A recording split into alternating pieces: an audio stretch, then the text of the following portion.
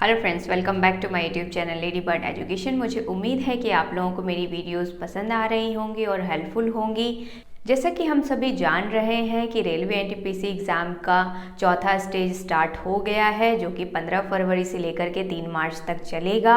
और जो भी परीक्षार्थी इस स्टेज में शामिल होने वाले हैं, उनके मन में काफ़ी सारे उथल पुथल होंगे कि अभी तक इतने सारे वेरिएबल क्वेश्चन पूछे गए हैं, इतने जगह से जो है किस तरह के क्वेश्चन पूछे जा रहे हैं। तीनों स्टेज में अलग अलग तरह से क्वेश्चन का डिफरेंस आया है, लेकिन ओवरऑल किस तरह से क्वेश्चन सिलेबस से टच करके पूछे जा रहे हैं, कितने डीप जाकर के क्वेश्चन पूछे जा रहे हैं और किस स्तर से क्वेश्चन पूछे जा रहे हैं, किस सब्जेक्ट से कितना क्वेश्चन पूछा जा रहा है। जैसे कि हम लोग सभी जानते हैं, जीके का 40 नंबर का जो है इसमें वेटेज है और बहुत ही इम्पॉर्टेंट रोल प्ले करने वाला है रिजल्ट में। तो हम सभी के मन में ये एक बहुत बड़ा सवाल होता है कि पता नहीं ये 40 क्वेश्चन जो है किस तरह से सेट होगा। जैसा कि हमने अभी तक देखा है सारे एग्जाम में, कभी ज्योग्राफी से ज़्यादा क्वेश्चन पूछा जा रहा है, तो कभी हिस्ट्री से ज़्यादा क्वेश्चन पूछा जा रहा है, तो कभी आपका फिजिक्स से ज़्यादा क्वेश्चन पूछा जा रहा है, तो कभी आपका बायो से ज़्यादा क्वेश्चन पूछा जा रहा है। लेकिन ओवरऑल मिला करके जो है पैटर्न बहुत ज़्यादा अलग है नहीं, क्योंकि 4 ही 5 तरह का पैटर्न है एग्जाम के क्वेश्चन पूछने का, और उसी में से किसी एक तरह से जो है क्वेश्चन पूछा जा रहा है। किसका वेटेज, साइंस का जो वेटेज है उसमें ज़्यादातर किस तरह से ग्राफ उठ रहा है और नीचे जा रहा है। आर्ट्स का जो क्वेश्चन है वो ग्राफ किस तरह से उठ रहा है, नीचे जा रहा है। करंट अफेयर्स में कौन कौन से टॉपिक हर एग्जाम में या हर शिफ्ट में चेंज किए जा रहे हैं, या एक ही दिन के 2 शिफ्ट आपस में किस तरह से जुड़े हुए हैं।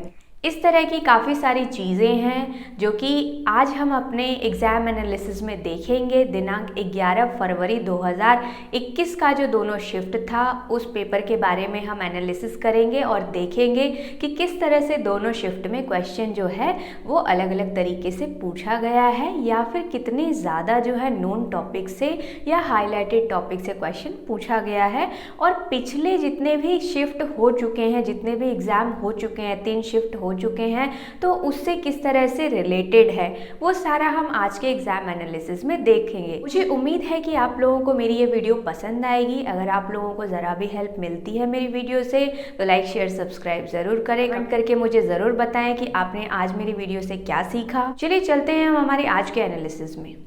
मैंने यहाँ मेनली सारे क्वेश्चंस ले लिए हैं, इसको एज अ वन लाइनर बना करके कुछ कीवर्ड्स लिए हुए हैं। तो हम अपना सबसे पहला क्वेश्चन देखते हैं जो हमारा फर्स्ट शिफ्ट में पूछा गया था 11 फरवरी 2021 को, कि किस गवर्नर ने विदेशी आक्रमण तथा आंतरिक विद्रोह से भारतीय रियासतों की रक्षा की थी या सहायक संधि की थी। तो सहायक संधि को देखिए कितना ज़्यादा हाईलाइटेड ये संधि है, लेकिन इससे कितना थोड़ा सा घुमा के क्वेश्चन पूछा गया है। हम सभी जान रहे हैं सहायक संधि किसने की थी, लॉर्ड वेलेस्ली ने की थी और 1798 ईस्वी में की थी। बस इसको थोड़ा सा लंबा करके पूछ लिया गया है ताकि स्टूडेंट कंफ्यूज हो जाए। बाकी टॉपिक अगर हम देखें तो हिस्ट्री का काफ़ी ज़्यादा हाईलाइटेड टॉपिक है। अब इतने सारे शिफ्ट हो रहे हैं, इतने सारे एग्जाम हो रहे हैं, तो उनको क्वेश्चन उन्हीं सीमित टॉपिक से ही पूछना है, लेकिन क्वेश्चन को किस तरह से घुमाया जा रहा है ताकि स्टूडेंट कंफ्यूज करे, वो यहाँ पे आप इस पहले क्वेश्चन से ही देख सकते हैं कि किस गवर्नर ने विदेशी आक्रमण तथा आंतरिक विद्रोह से भारतीय रियासतों की रक्षा के लिए जो है सहायक संधि की थी। तो जनरली क्वेश्चन जो पूछा जाता है कि सहायक संधि किस वायसराय या किस गवर्नर के काल में हुआ था या सहायक संधि कब हुई थी, तो इसमें तीनों क्वेश्चन एक साथ पूछ लिया गया है। इसके बाद हम देखेंगे भारत में रेलवे विश्वविद्यालय का क्या नाम है। तो हम जान ही रहे हैं जितने भी यूनिवर्सिटीज़ हैं वो अपने आप में काफ़ी ज़्यादा इम्पॉर्टेंट है, तो NRTI है। इसके बाद हम देखेंगे कि भारत का एकमात्र सक्रिय ज्वालामुखी, ये अगेन जो है इकलौता क्वेश्चन है ज्वालामुखी से, जो कि कई बार क्वेश्चन पूछा गया है। भारत में जो है बैरन आइलैंड पे है, अंडमान निकोबार द्वीप समूह में, अंडमान सागर में है स्थित बैरन आइलैंड। कई बार क्वेश्चन ये पूछा गया है। इसके बाद हम देखेंगे पूरा पाषाण काल, मध्य पाषाण काल, नव पाषाण काल। हिस्ट्री जब भी हम पढ़ते हैं तो बेसिक फंडामेंटल में ही स्टार्ट हो जाता है। जब हम पाषाण काल के बारे में पढ़ते हैं तो वहाँ पे इसकी बहुत ज़्यादा चर्चा है, इसको कैसे डिवाइड किया गया है ये, लेकिन बहुत ही फंडामेंटल क्वेश्चन है। और चैप्टर वाइज अगर आपने गो थ्रू किया है हिस्ट्री में, इवन आपने कोई नॉर्मल सामान्य ज्ञान की किताब भी पढ़ी है, तो उसमें इस टॉपिक की चर्चा आपको मिल जाएगी। इसके बाद हम देखेंगे United states environmental protection agency की स्थापना कब हुई थी।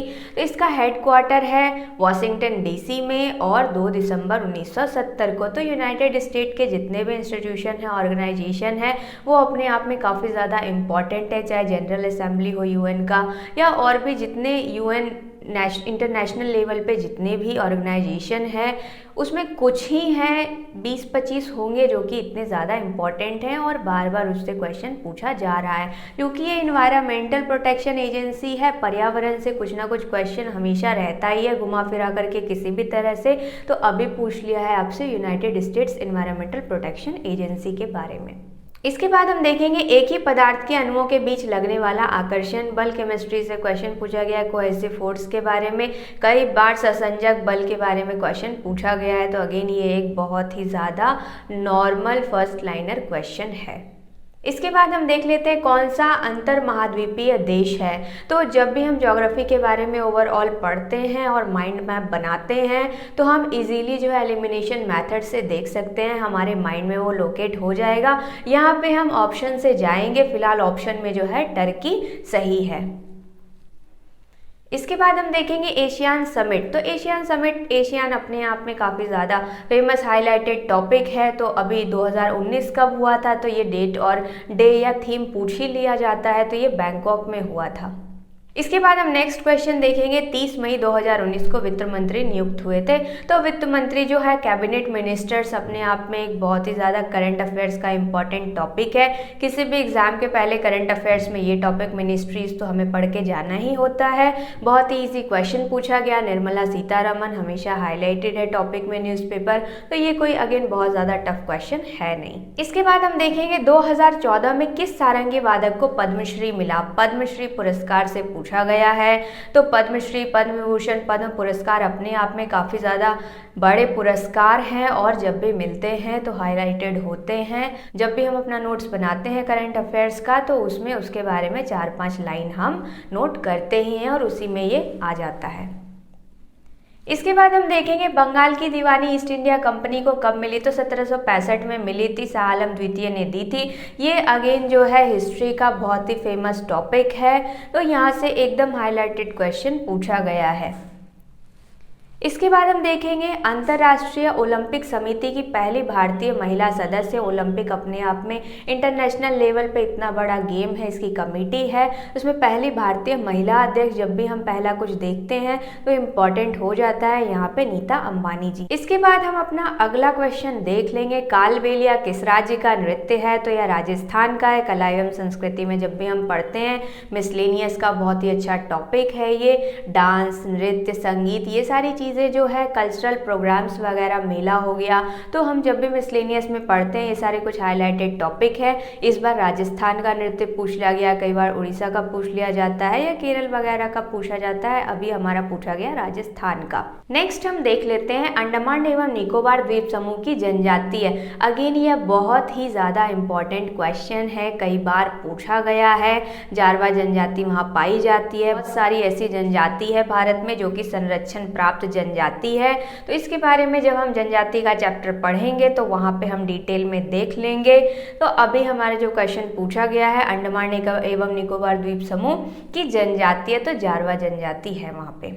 इसके बाद हम देखेंगे अंतिम मुगल शासक। तो बहादुर शाह जफर या बहादुर शाह द्वितीय जो है वह बहादुर शाह जफर और बहादुर शाह द्वितीय जो है दोनों एक ही नाम है। तो अंतिम मुगल बादशाह कौन था, कई बार यह क्वेश्चन पूछा गया है। तो अभी तक हमने जितना भी देखा, जितने भी क्वेश्चन हैं, ऐसे नहीं है कि एकदम नया टॉपिक है, रिपीटेड टॉपिक है जितना कि सिलेबस में दिया गया है। और ये सारे क्वेश्चन पूछे गए हैं कभी ना कभी, कहीं ना कहीं रेलवे एसएससी में खास करके। इसके बाद हम देख लेते हैं हिमालय की सबसे बाहरी श्रेणी। हिमालय रेंज के बारे में जब हम पढ़ते हैं तो ये सबसे ज़्यादा इम्पॉर्टेंट हो जाता है कि वो सीरीज़ में कैसे हैं। तो ये सबसे अगेन हाईलाइटेड क्वेश्चन है हिमालयन रेंज का। शिवालिक हिल्स जो है वह शिवालिक पार्ट जो है वह हिमालय की सबसे बाहरी श्रेणी है। इसके बाद हम देखेंगे स्वयं योजना किससे संबंधित है। तो यह योजना जो है वह study waves of active learning for young inspiring mind का ही शॉर्ट फॉर्म है स्वयं योजना। तो इस तरह की भारत सरकार के द्वारा या फिर कोई इस तरह की इंपॉर्टेंट योजना चलाई जाती है तो वह हमारे करंट अफेयर्स का टॉपिक हो जाता है और हम करंट अफेयर्स में हाईलाइटेड टॉपिक्स को नोट डाउन करके रखते हैं। स्वयं योजना जो है काफ़ी ज़्यादा चर्चित रही, तो इस तरह से ये भी करंट अफेयर्स का काफ़ी हाईलाइटेड टॉपिक है। तो अगर हम टॉपिक पढ़ते हैं, उसको ज़रा भी हमने एक बार भी कभी देखा है, तो करंट अफेयर्स ऐसा सेक्शन होता है जो कि आपको याद रहता है। तो करंट अफेयर्स में आप अगर ज़रा भी दिलचस्पी रखते हैं तो आप जो है इन सवालों का जवाब आसानी से दे सकते हैं। इसके बाद हम देखेंगे vernacular press act. Vernacular press act again बहुत ही ज़्यादा फेमस जो है इतिहास का टॉपिक रहा है। वायसराय लिटन के समय में 1878 ईस्वी में वर्नाकुलर प्रेस एक्ट पास हुआ था। यह क्वेश्चन भी कई बार पूछा गया है एग्जाम में। आगे हम देखते हैं पृथ्वी 2 मिसाइल के बारे में सत्य कथन है। तो जितने भी मिसाइल लॉन्च होते हैं या रॉकेट लॉन्च होता है, सैटेलाइट लॉन्च होता है, तो उसके बारे में कुछ फैक्ट्स होते हैं। वहाँ पे अगर कोई स्टेटमेंट आपको दे दिया जाए और आपको और उसके बारे में पता है तो आप उसमें वो स्टेटमेंट देख सकते हैं। जैसे कि उसका भार कितना है, भार भी 2 तरह के होते हैं, ड्राई होता है, वेट होता है, ईंधन के बारे में पूछ लेगा, या उसका कैपेसिटी कितना है। इस तरह की चीज़ें, इस तरह का सवाल जो है कॉमन है। इस तरह के टॉपिक से साइंस एंड टेक का टॉपिक हो जाता है, करंट अफेयर्स में भी आ जाता है। ये एक तरह से दोनों तरह से इम्पॉर्टेंट टॉपिक है। इसके बाद हम देखेंगे भारत की प्रथम इंजन रहित ट्रेन। तो ट्रेन 18 या वंदे भारत एक्सप्रेस जो है दिल्ली से वाराणसी तक चलती है और यह भारत की प्रथम इंजन रहित ट्रेन है। नेक्स्ट क्वेश्चन हम देखेंगे अनुप्रस्थ तरंग के बारे में। तो अनुप्रस्थ तरंग, अनुदैर्घ्य तरंग फिजिक्स का एकदम बेसिक सा पार्ट है। नेक्स्ट हम देखेंगे यूएन के प्रतीक चिन्ह में जैतून की 2 पत्तियां। अगेन जो है बहुत ही इंपॉर्टेंट क्वेश्चन और कई बार रिपीटेड है। शांति का प्रतीक है जैतून की 2 पत्तियां जो है यूनाइटेड नेशन के प्रतीक चिन्ह में, या यूनाइटेड नेशन के सदस्यों के बारे में आपसे पूछ लेगा, या यूनाइटेड नेशन के जो 6 पार्ट हैं उसके बारे में कभी क्वेश्चन पूछ लेगा। इसकी स्थापना कब हुई थी, किस सम्मेलन के द्वारा हुई थी। तो यूनाइटेड नेशन अपने आप में एक बहुत बड़ा टॉपिक है और बहुत इंपॉर्टेंट टॉपिक है, लेकिन इसके कुछ ही पॉइंट्स हैं। मिला जुला करके 30-40 पॉइंट्स होंगे ज़्यादा से ज़्यादा। अगर आप यूनाइटेड नेशन के बारे में पढ़ते हैं तो 1-1.5 पेज में 30-40 पॉइंट होते हैं, उसी से घूम फिर करके क्वेश्चन आते हैं। जल्लीकट्टू। जल्लीकट्टू हम सभी जान रहे हैं, जल्लीकट्टू काफ़ी ज़्यादा विवादित भी रहा था और काफ़ी ज़्यादा जो है चर्चा में रहा था। तमिलनाडु का एक खेल है। नेक्स्ट हम देख लेते हैं फोर्ब्स के अनुसार वर्ष 2020 में सर्वाधिक वेतन पाने वाली महिला एथलीट कौन है। तो सर्वाधिक वेतन के नाम पे जो है कई बार क्वेश्चन आया हुआ है। अभी इस वर्ष की जो है 2020 की वो फोर्ब्स सूची के अनुसार जो है नाओमी ओसाका है, जो कि जापान की एक टेनिस प्लेयर है। तो हमारा कई बार ऐसा हमने क्वेश्चन देखा है। यहाँ पे महिला एथलीट, पुरुष एथलीट भी पूछ सकते हैं, या फिर कोई क्रिकेटर पूछ सकते हैं, या इस तरह से जो है कोई कंपनी के सीईओ पूछ सकते हैं। तो इस तरह के क्वेश्चन भी काफ़ी ज़्यादा इम्पॉर्टेंट हो जाते हैं आर्थिक दृष्टिकोण से भी और करंट अफेयर्स के दृष्टिकोण से भी। और हम जानते हैं कि फोर्ब्स सूची जो है अपने आप में काफ़ी इम्पॉर्टेंट हो जाती है। हर बार फोर्ब्स सूची से कोई ना कोई क्वेश्चन आ ही जाता है। फोर्ब्स की शीर्ष महिलाओं की सूची में प्रथम स्थान पे कौन हुआ, या भारत की किसी महिला का अगर उसमें कोई स्थान आया हुआ है तो वो कौन सा है, या ये महिलाएं जो है वो किस स्थान पे। इस तरह का क्वेश्चन पहले भी फोर्ब्स से पूछा गया है। तो नेक्स्ट हम देखते हैं शक्ति का एसआई यूनिट क्या है। तो वाट है। एसआई यूनिट अपने आप में इंपॉर्टेंट टॉपिक है, चैप्टर है। एसआई यूनिट के बारे में हम पढ़ते हैं, फिजिक्स का इंपॉर्टेंट चैप्टर है। यहाँ पे शक्ति का एसआई यूनिट पूछ लिया गया है, कई बार डायमेंशन पूछ लिया जाता है। तो अभी जो एसआई यूनिट है काफ़ी सारा है, वॉट है, और भी हो सकता है अगली बार किसी और का पूछ लिया जाए। नेक्स्ट हम देखते हैं किस वर्ण की उपस्थिति के कारण शैवाल का रंग हरा होता है। तो क्लोरोप्लास्ट के कारण होता है शैवाल का रंग हरा। ये भी रिपीटेड क्वेश्चन है। क्लोरोफिल ए तथा बी दोनों इसमें पाया जाता है। कौन अपनी रक्षा के लिए रंग बदलता है। गिरगिट। इसके बाद हम देखें फेसबुक ने अपने artificial intelligence based 2 chat robot को सन 2017 में बंद कर दिया गया। तो अब बॉब एंड एलिस काफ़ी ज़्यादा चर्चा में रहे थे, न्यूज़पेपर में भी आया हुआ था। बॉब एंड एलिस नाम के जो 2 चैट रोबोट हैं, फेसबुक ने आर्टिफिशियल इंटेलिजेंस है उनका, उसे बंद किया था। इसके बाद हम देखें नेशनल टेस्टिंग एजेंसी 2017 की स्थापना जो है नवंबर 2017 में हुई थी। नेशनल लेवल की जितनी भी एजेंसीज हो जाती है, चाहे वह क्राइम ब्रांच से हो या फिर कोई टेस्टिंग एजेंसी हो या फिर जो अनुसंधान कार्यशाला केंद्र हो, ये अपने आप में इम्पॉर्टेंट। जब हम एजेंसी या ऑर्गेनाइजेशन के बारे में पढ़ते हैं या कोई केंद्र, सेंटर, लैबोरेटरी के बारे में पढ़ते हैं तो अपने आप में इम्पॉर्टेंट हो जाता है। कई बार उसका स्थान पूछा जाता है, अभी जो है स्थापना पूछ ली गई है, या फिर जैसे आलू अनुसंधान केंद्र लास्ट हमने देखा था, अभी इसी एग्जाम में पूछा गया है, या फिर चावल अनुसंधान केंद्र या इस तरह के अनुसंधान केंद्र है तो अभी पूछ लिया गया नेशनल टेस्टिंग एजेंसी 2017 स्थापना कहाँ हुई।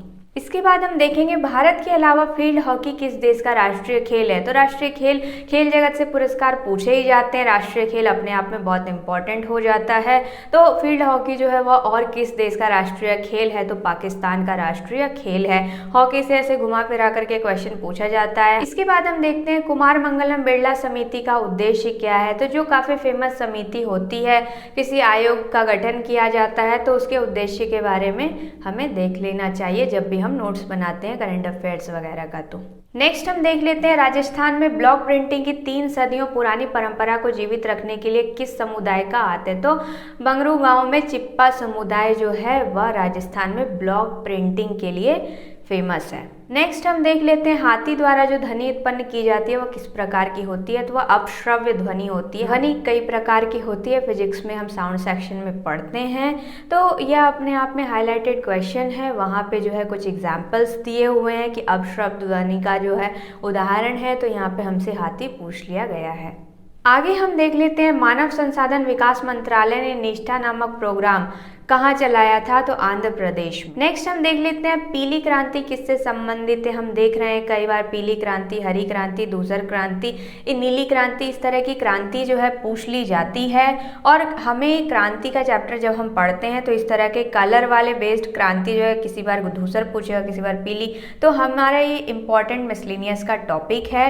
और 12-15 तरह की क्रांति है, उसे हमने पढ़ा जो कि खाद्य से रिलेटेड है, या फिर कोई मक्खी पालन से या दूध से है, गेहूं उत्पादन से है, उर्वरक से है। तो Tata institute of fundamental research किससे द्वारा स्थापित तथा प्रथम इसके जो डायरेक्टर हैं वो कौन थे। तो होमी जहांगीर भाभा थे। नेक्स्ट हम देखते हैं संदेशों को सुरक्षित भेजने के लिए एनस्क्रिप्टेड, दिस मैसेज वॉज एनस्क्रिप्टेड, इस तरह से जो लिखा जाता है तो वो उसका क्या कोडिंग होता है, उसे क्या कहते हैं, उसे क्रिप्टोग्राफी कहते हैं। नेक्स्ट हम देखते हैं ब्रिटेन के पीएम लॉर्ड नॉर्थ द्वारा भारत में कौन सा एक्ट प्रस्तुत किया गया था। तो ये काफ़ी ज़्यादा फेमस है अपने आप में, रेगुलेटिंग एक्ट 1773। इतिहास में जब हम पढ़ते हैं यह अपने आप में काफ़ी ज़्यादा इंपॉर्टेंट एक्ट है, रेगुलेटिंग एक्ट 1773। इसके बारे में हम डिटेल में पढ़ते हैं, ये अपने आप में एक बड़ा टॉपिक है। नेक्स्ट हम देखते हैं चंद्रमा अपनी धुरी पर एक चक्कर कंप्लीट करता है, कितना टाइम लगता है। तो यह ज्योग्राफी का सोलर सिस्टम का बहुत ही फंडामेंटल क्वेश्चन है, पहले में ही हम पढ़ लेते हैं। तो यह कोई बहुत ज़्यादा टफ क्वेश्चन है नहीं, हाईलाइटेड है। तो इस तरह से हमने देखा कि फर्स्ट शिफ्ट में जितने भी क्वेश्चन पूछे गए थे वो बहुत ही ज़्यादा अगेन हाईलाइटेड टॉपिक थे, और सारा हमारा जो भी है सिलेबस को टच करता हुआ। तो जिस भी स्टूडेंट ने सिलेबस को एक बार भी अगर पूरी तरह से टच किया है तो वह एलिमिनेशन मैथड हो या थोड़ा सा प्रेजेंस ऑफ माइंड लगा करके मैक्सिमम मार्क्स जो है ऑब्टेन कर सकता है। जो हमारा जनरल SC ST OBC के लिए जो हमारा मार्किंग दिया हुआ है कि मिनिमम जो है इस स्केल तक आने के बाद आपका गुड अटेम्प्ट माना जाएगा। तो गुड अटेम्प्ट के लिए जो है इस तरह के क्वेश्चन सफिशिएंट है, हम इस तरह के क्वेश्चन में गुड अटेम्प्ट कर सकते हैं। नेक्स्ट हम देख लेते हैं कि हमारा सेकेंड शिफ्ट जो है 11 फरवरी 2021 का, उसमें पहला क्वेश्चन है इंदिरा गांधी परमाणु अनुसंधान केंद्र। तो अगेन मैंने पहले शिफ्ट में बताया कि अनुसंधान केंद्र अगर इस तरह का कुछ है तो वो अपने आप में काफ़ी इंपॉर्टेंट हो जाता है। तो यहाँ पे कलपक्कम में है इंदिरा गांधी परमाणु अनुसंधान केंद्र, जिसका हेडक्वार्टर जो है कलपक्कम तमिलनाडु में है। उम्र ढलने के पश्चात नेत्र की समायोजन क्षमता का कम होना, तो कुछ दृष्टि दोष हैं जो कि काफ़ी ज़्यादा फेमस हैं और कई बार उससे क्वेश्चन पूछे गए हैं। यहाँ पे जरा दृष्टि दोष से आया है क्वेश्चन, मायोपिया, हाइपरमाइट्रोपिया या नाइट ब्लाइंडनेस, इस तरह के कई क्वेश्चन जो है पूछे जाते हैं। नेक्स्ट हम देख लेते हैं वार्षिक वित्तीय विवरण का प्रावधान। वार्षिक वित्तीय विवरण या लेखा जोखा बजट को हम कह सकते हैं। तो यह अनुच्छेद 112 में इसका वर्णन है। नेक्स्ट हम देखते हैं 2019 में पद्म भूषण, फिर 2019 में पद्म विभूषण। तो पद्म पुरस्कार जो है अपने आप में बहुत ज़्यादा इम्पॉर्टेंट टॉपिक है, करंट अफेयर्स से रिलेटेड भी, जीके से रिलेटेड भी हो जाता है। तो उससे अगेन क्वेश्चन पूछा गया और अगेन एंड अगेन क्वेश्चन पूछा जाता ही है। नेक्स्ट हम देख लेते हैं कार्ला बुद्ध केव्स जो है वह नियर लोनावाला महाराष्ट्र में है। केव्स के बारे में पूछा गया है, हालांकि गुफाएं काफ़ी ज़्यादा प्रचलित हैं इतिहास से ही। तो यहाँ पे कार्ला बुद्धा केव्स के बारे में पूछा गया जो कि महाराष्ट्र लोनावाला में है। नेक्स्ट हम देखते हैं कोणार्क का सूर्य मंदिर कहाँ पर है। तो ये काफ़ी ज़्यादा जनरल क्वेश्चन है, कई बार पूछा गया है और जीके का हाईलाइटेड क्वेश्चन है, पूरी उड़ीसा में है। अल्बर्ट आइंस्टीन का स्टेटमेंट, जो कुछ हमारे मुख्य साइंटिस्ट हैं जिन्होंने शोध किया है उनके स्टेटमेंट काफ़ी ज़्यादा इंपॉर्टेंट होते हैं, फिजिक्स हो केमिस्ट्री हो किसी में भी, तो वो हम स्टेटमेंट पढ़ते ही हैं। हमारा अल्बर्ट आइंस्टीन का स्टेटमेंट पूछा गया है, तो इस तरह से स्टेटमेंट काफ़ी इंपॉर्टेंट हो जाते हैं। यूएन के प्रधान संगठन जो है हम जानते हैं यूएन का 6 अंग है। तो यूएन के बारे में जब भी हम पढ़ते हैं डिटेल में, मैंने अपने पहले शिफ्ट में भी चर्चा की है कि यूएन के 6 पार्ट के बारे में 40-50 मेनली क्वेश्चन है, जिससे बार बार घूम फिर करके क्वेश्चन पूछा जाता है। हर शिफ्ट में कुछ ना कुछ अलग तरीके से क्वेश्चन पूछ लिया जाएगा। इस तरह से हम देखते हैं कि यूएन से पूछे जाने वाले क्वेश्चन की संभावना बढ़ जाती है काफ़ी ज़्यादा कि यूएन से भी क्वेश्चन आ सकता है। नेक्स्ट हम देख लेते हैं महारत्न कंपनी के बारे में। तो महारत्न, मिनी रत्न, नवरत्न कंपनी लिस्टेड कंपनी है कुछ ये, और इसके बारे में हर एग्जाम में हम देख रहे हैं कहीं ना कहीं से क्वेश्चन पूछ ही लिया जा रहा है। बेसिकली कंपनी का नाम पूछा जाता है या किसी कंपनी का टर्नओवर या बिजनेस बहुत ज़्यादा परफॉर्मेंस अच्छा रहा है, तो उस तरह से क्वेश्चन इंपॉर्टेंट हो जाता है उस कंपनी से। लेकिन मेनली जो है नाम ही पूछ लिया जाएगा कि निम्न में से कौन सी महारत्न कंपनी है। ये कंफ्यूज करने के लिए आपको एक नवरत्न दे देगा, 2 महारत्न दे देगा, ए बी ऑप्शन दे देगा, या एक मिनी रत्न कंपनी दे देगा, एक जनरल कंपनी दे देगा जो कि काफ़ी फेमस है। तो स्टूडेंट कंफ्यूज रहेगा वहाँ पे। नेक्स्ट हम देखते हैं कैबिनेट मिशन भारत कब आया। अगेन अपने आप में जब हम स्वतंत्रता संग्राम के बारे में पढ़ते हैं तो कैबिनेट मिशन की काफ़ी ज़्यादा चर्चा होती है। जो कैबिनेट मिशन है 24 मार्च 1946 को भारत आया था। यहाँ पूछा गया है कब आया था, या तो डेट दे दिया जाएगा या सिर्फ ईस्वी दे दी जाएगी, 1946 को, 47 को, 42 को, 43 को। तो स्टूडेंट कंफ्यूज रहता है। जब हम चैप्टर पढ़ते हैं तो फर्स्ट लाइन में लिखा रहता है कैबिनेट मिशन 1946 में भारत आया। नेक्स्ट हम देखेंगे यूएनडीपी। यूएनडीपी अपने आप में इंपॉर्टेंट है, पर्यावरण से रिलेटेड है, यूनाइटेड नेशन डेवलपमेंट प्रोग्राम जो है इसके बारे में हम चर्चा करते हैं। इसका कोई ना कोई क्वेश्चन आ ही जाता है, गठन के बारे में पूछा गया है। तो 22 नवंबर 1965 को जो है यूएनडीपी का गठन हुआ था, एक प्रोग्राम है, इसके बारे में हम डिटेल में आगे चर्चा करेंगे। नेक्स्ट हम देखते हैं रत्नावली। तो रत्नावली, प्रियदर्शिका, ये सब जो है हर्षवर्धन की पुस्तकें हैं। इतिहास में मैंने आपको पहले भी बताया है कि 30-40 ऐसी पुस्तकें हैं, ज़्यादा से ज़्यादा 30-40 पुस्तकें हैं। कालिदास की हो गई, हर्षवर्धन की हो गई, जयदेव, तो इस तरह से काफ़ी सारी किताबें हैं, ज़्यादा से ज़्यादा 30-40 हैं जो कि बार बार घूम फिर करके क्वेश्चन दिया जाता है। नेक्स्ट हम देख लेंगे 2020 यूएस ओपन। यूएस ओपन से क्वेश्चन आया है। यूएस ओपन खेल जगत से जब भी क्वेश्चन आता है तो यूएस ओपन अपने आप में एक हॉट टॉपिक रहता है। रनर अप, विनर, इस तरह से क्वेश्चन पूछा जाएगा। तो यहाँ पे पूछा गया है रनर अप के बारे में। नेक्स्ट हम देखेंगे गोल्डन फाइबर। तो गोल्डन फाइबर हम जानते हैं, हमने पढ़ा है, पटसन को कहते हैं। भारत इसका सबसे बड़ा उत्पादक देश था लेकिन अभी नहीं है। बांग्लादेश के विभाजन के बाद जो ज़्यादातर जूट उत्पादक क्षेत्र हैं वह बांग्लादेश में चले गए हैं, लेकिन वर्तमान में भी पटसन का उत्पादन भारत में होता है। तो गोल्डन फाइबर जो है कई बार क्वेश्चन पूछा गया है। जब भी हम खनिज संसाधन के बारे में या फसल के बारे में पढ़ेंगे भारत के बारे में, तो गोल्डन फाइबर या पटसन के बारे में हम ज़रूर पढ़ेंगे, या फिर कुछ जो है अलग नाम दिए गए हैं उसके बारे में हम ज़रूर वहाँ पे पढ़ेंगे। नेक्स्ट हम देख लेते हैं संसदीय कार्यपालिका का अर्थ क्या है। तो संसद पहले किसे कहते हैं, फिर वहाँ की कार्यपालिका। संसद का जब हम चैप्टर पढ़ते हैं तो वहाँ पे बहुत क्लियर रहता है, तो वहाँ हम देख लेंगे। सिविक्स का बहुत ही इंपॉर्टेंट टॉपिक है संसद। नेक्स्ट हमारा क्वेश्चन है मानव द्वारा लार, उल्टी, बीपी जैसी अनैच्छिक क्रियाएं का नियंत्रण जो है वह कौन करता है। तो हम जान रहे हैं ब्रेन का जो पार्ट है वो तीनों अपने आप में काफ़ी इंपॉर्टेंट है। यहाँ पे मेडुला है, यानी साइंस का एक बहुत ही इंपॉर्टेंट चैप्टर से क्वेश्चन पूछा गया है। ब्रेन अपने आप में काफ़ी इंपॉर्टेंट है, इनके बारे में आपसे क्वेश्चन पूछा गया। अनैच्छिक क्रियाओं के नियंत्रण के लिए कौन जिम्मेदार है, तो यह हम पढ़ते हैं, काफ़ी ज़्यादा इम्पॉर्टेंट है। नेक्स्ट हम देख लेंगे संविधान सभा के प्रथम उपाध्यक्ष।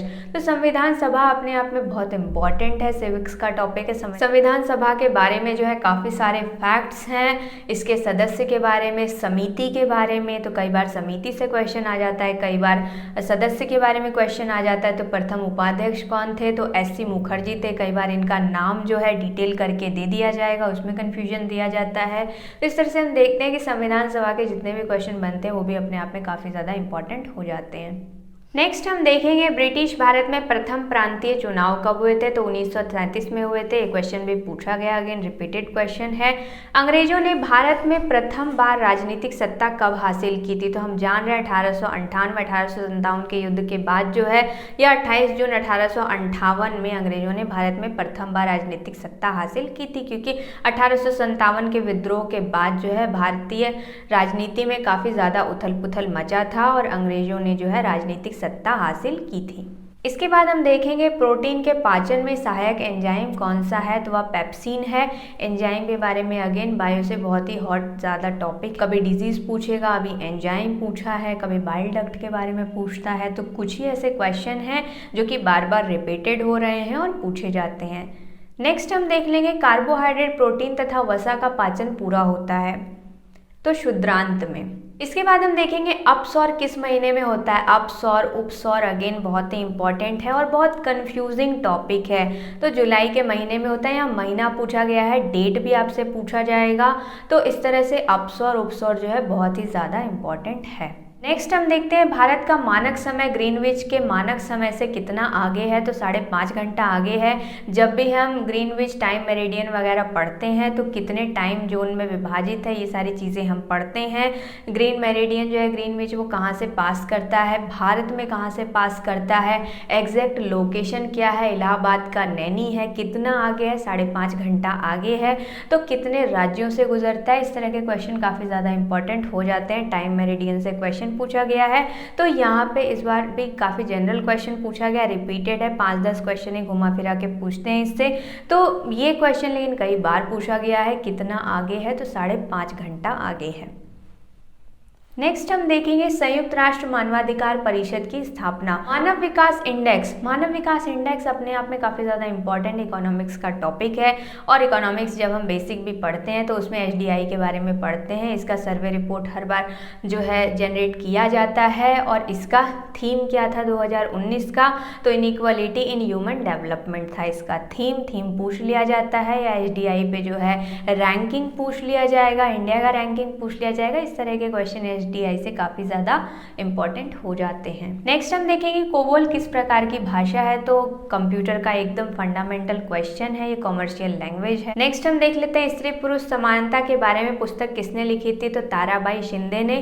कुछ इंपॉर्टेंट पुस्तक है, ये थोड़ा सा लीक से हट करके पुस्तक है जनरल कंपटीशन के पॉइंट ऑफ व्यू से ये, लेकिन कुछ पुस्तकें हैं या 200-150 पुस्तकें हैं जिसमें कि ये भी आ जाती है। पर अगर हम देखें तो ये थोड़ा अलग पुस्तक पूछा गया है, पर जनरली जो है रिपीटेड क्वेश्चन ही आते हैं। 30-40 किताब है, उन्हीं में से किसी के बारे में पूछ लिया जाता है। नेक्स्ट हम देख लेते हैं गोवर्धन योजना की शुरुआत तो 30 अप्रैल 2018 को एनडीआरआई के द्वारा किया गया था करनाल में, हरियाणा राज्य में। नेक्स्ट हम देखते हैं शिलालेख की स्थापना। तो शिलालेख अशोक, सम्राट अशोक के शिलालेख जो हैं काफ़ी ज़्यादा प्रचलित हैं और हम जानते हैं कि सबसे ज़्यादा जो है शिलालेख और सबसे पहले जो है शिलालेख का स्टार्टिंग उन्होंने ही किया था। उनके कुल 13 शिलालेख पाए गए हैं। तो इस तरह से शिलालेख का स्टार्टिंग किसने किया था? सम्राट अशोक ने। शिलालेख से अपने आप में काफ़ी ज़्यादा इंपॉर्टेंट क्वेश्चन हो जाता है। कई बार जो है किस शिलालेख में चर्चा की गई है, तो में क्या लिखा गया है या किस चीज़ की चर्चा की गई है, ये क्वेश्चन कई बार पूछा गया है। ये तो शिलालेख से बहुत ही बेसिक क्वेश्चन है कि किसने स्टार्ट किया है, लेकिन यहाँ से थोड़ा सा अगर 1 लाइन डीप चले जाएं हम तो वहाँ क्वेश्चन पूछा जाता है कि 13वें शिलालेख में कलिंग युद्ध की चर्चा कहाँ की गई है या पशु बलि की निंदा कहाँ की गई है। इस तरह के क्वेश्चन काफ़ी पूछे गए हैं। पुराना जो इसका इतिहास है क्वेश्चनों का पैटर्न है। नेक्स्ट हम देखते हैं संविधान निर्माण के समय कितने मौलिक अधिकार थे? तो 7 मौलिक अधिकार थे। हम देखेंगे संपत्ति के अधिकार को जो है वैधानिक अधिकार बना दिया गया है सन 1978 ईस्वी में। तो अभी कुल 6 ही अधिकार हैं। ये वर्तमान समय में 6 मौलिक अधिकार हैं और संविधान निर्माण के समय जो है 7 मौलिक अधिकार थे। नेक्स्ट हम देखेंगे प्रधानमंत्री किसान सम्मान निधि योजना। काफ़ी ज़्यादा अगेन जो है भारत सरकार का इम्पोर्टेंट महत्वाकांक्षी योजना है, काफ़ी चर्चा में भी रहा है। तो किस बजट में घोषणा की गई थी, यहाँ पूछा गया है। तो 1 फरवरी 2019 यानी 2019 के बजट में इसकी घोषणा की गई थी। इसके बाद हम देखते हैं भारत में संगठित क्षेत्र का सबसे बड़ा नियोक्ता यानी सबसे ज़्यादा वैकेंसीज कौन लेता है। संगठित क्षेत्र का सबसे बड़ा नियोक्ता भारतीय रेल है। नेक्स्ट हम क्वेश्चन देख लेते हैं, भारत में धन मुद्रा आपूर्ति का विनियामक कौन है। तो यहाँ पे एकदम कंफ्यूज करेंगे क्वेश्चन सेबी और आरबीआई में, क्योंकि वहाँ धन मुद्रा आपूर्ति का विनियामक है और कई बार क्वेश्चन पूछा गया सेबी से प्रतिभूति के बारे में। तो सेबी भी रहेगा ऑप्शन में, तो स्टूडेंट कंफ्यूज ना करें। नेक्स्ट हम देख लेते हैं जीभ में स्वाद रिसेप्टर्स को। तो इसको स्वाद कलिकाएं या टेस्ट बर्ड्स कहा जाता है। टेस्ट बर्ड के बारे में भी कई बार क्वेश्चन पूछा गया है। किस पार्ट में कौन सी स्वाद कलिकाएं आती है, तो वह भी क्वेश्चन पूछा गया है बायो से टेस्ट बर्ड के बारे में। नेक्स्ट हम देख लेते हैं कंप्यूटर के संबंध में डिबगिंग से कई बार क्वेश्चन पूछा गया, एरर निकालने में जो डिबगिंग कहलाता है। नेक्स्ट हम क्वेश्चन देख लेते हैं 2019 में किस राज्य में 5 उप मुख्यमंत्री नियुक्त हुए थे। तो आंध्र प्रदेश में। नेक्स्ट हमारा क्वेश्चन है big bang theory. Big bang theory अपने आप में ज्योग्राफी का बहुत ही इंपॉर्टेंट थ्योरी है और हम स्टार्टिंग में ही पढ़ते हैं ब्रह्मांड का निर्माण कैसे हुआ था। तो ब्रह्मांड की रचना से रिलेटेड है आपका बिग बैंग थ्योरी। नेक्स्ट हम देखते हैं कौन सा मानव विकास का पिलर नहीं है। तो आपको मानव विकास पिलर दे दिया जाएगा, उसमें से जो है सेलेक्ट करना है। नेक्स्ट हम क्वेश्चन देख लेते हैं बार्क का परमाणु रिएक्टर। तो परमाणु रिएक्टर बार्क काफी ज्यादा अपने आप में जो है Bhabha atomic research centre famous है और इसके बारे में जो भी चर्चाएं होती है काफी हाईलाइटेड होती है।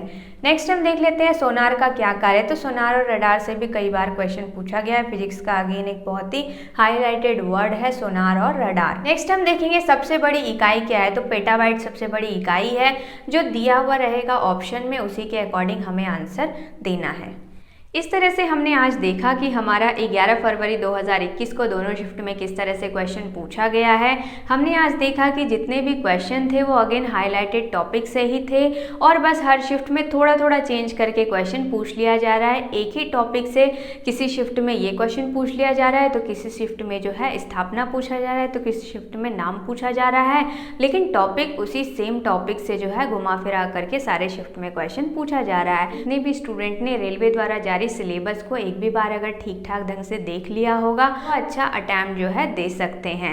मैं उम्मीद करती हूँ कि आपको मेरी ये वीडियो अच्छी लगी होगी। अगर अच्छी लगे तो लाइक शेयर सब्सक्राइब ज़रूर करें, कमेंट करके बताएं कि आपको मेरी आज की वीडियो एनालिसिस से कैसा लगा। आज के लिए बस इतना ही। Thanks for watching. मिलते हैं अगले वीडियो में।